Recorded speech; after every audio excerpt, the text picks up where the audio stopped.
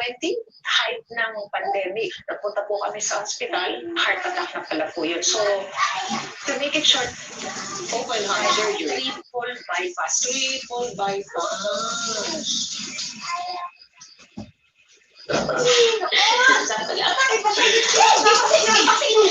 Alam mo ba, ito nasa operating room ka. Ako yata yung heart attack sa sobrang matang sa ito. Medyo na lang nakasabay. Ang bago nga ako operahan. Kaya nagdaan sa talaga ako. Pinakausap ko si Kurt. Na kung kukunin man niya ako. Huwag ka niya papabayaan. Alam mo nga, hindi naman ako natatakot ng mga alam ko kasi na sa kabilang buhay, tayo pa rin magmamahalan. Pag nawala ka, kapag ako nawala, ano yung mga anak natin? Huwag kang masasabihin ng ganyan, please. Araw-araw ko ang pinagdadasal na kahit simple lang yung buhay natin, pero walang magkakasakit sa atin. Okay na kami. Ano ba bubusog ka ba? Meron ba akong dito pagkaan sa tagay? Medyo.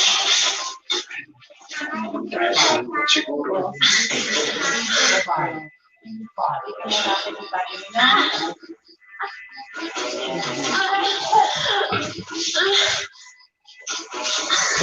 Seriously.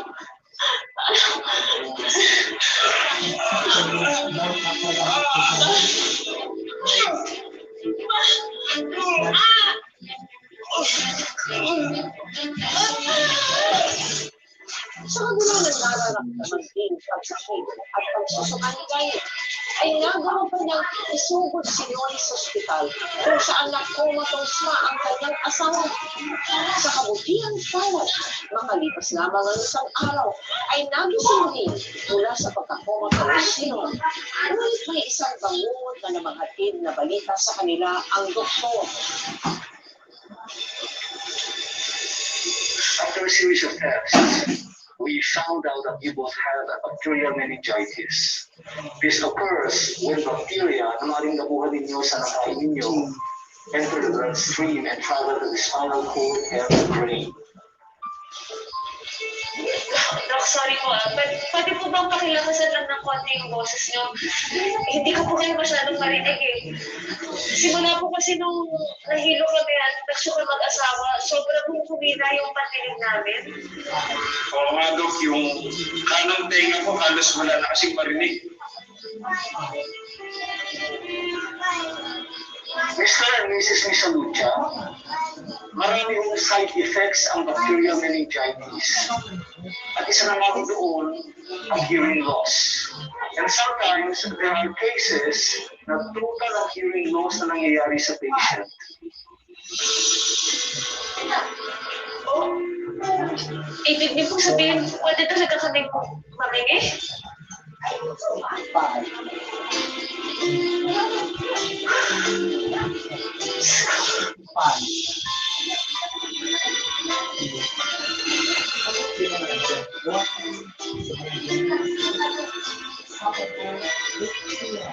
Same here.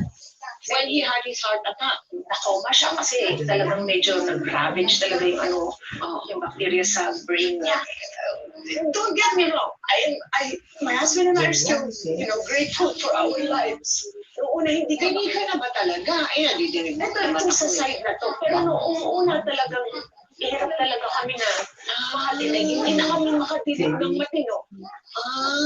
Especially nung siyempre lahat ng tao naka-mask. Mas lalo hindi namin naiintindihan ng mga tao. Saka siyempre sa akin na, saka naman nakakita na hindi ko madidinig yung boses ko. Iniisipin mo na singer ako tapos hindi ako nakakatinig. Parang ang hirap talaga. Sa totoo lang. But you have gone back to your singing. Mahirap, it's not the same. Why? Because unang-una, since na hindi na ma-balance yung pandinig ko, na sisintonado ako, Direk, sorry po pwede po bang pakilakasan yung sound monitor ko? Pero Lani, malakas na. Hindi ko po kasi masyadong marinig. Hindi po ako makapasok yung key ko, hindi ko makuha.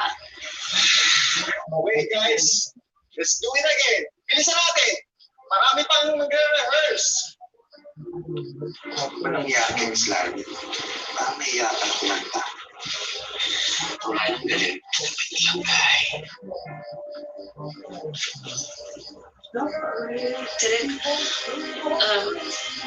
sorry po sa bahay ko na lang po itutuloy yung mag-rehearse ko. Ayoko naman po maging cause of delay. Sorry po.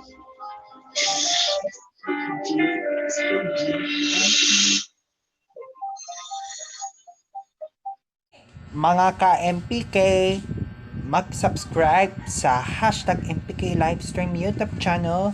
I-click natin ang subscribe yung channel. Pagkatapos, i-click natin ang notifications bell na below. Maraming salamat mga ka-MPK.